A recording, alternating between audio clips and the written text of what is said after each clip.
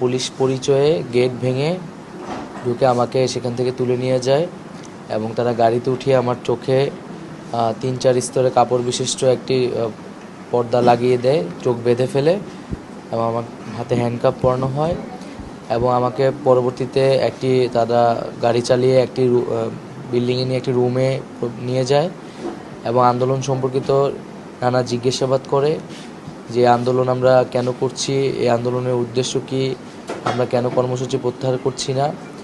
এবং পরবর্তীতে আমার উপর মানসিক এবং শারীরিক নির্যাতন তারা শুরু করে এবং এক পর্যায়ে আমি সেন্সলেস হয়ে যাই এবং এরপরে আমার সেখানে কোনো আর স্মৃতি নাই।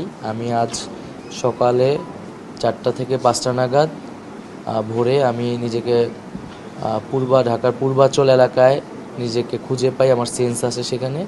পরবর্তী দেখি সেটা জলছিরি পূর্বাচল এলাকা।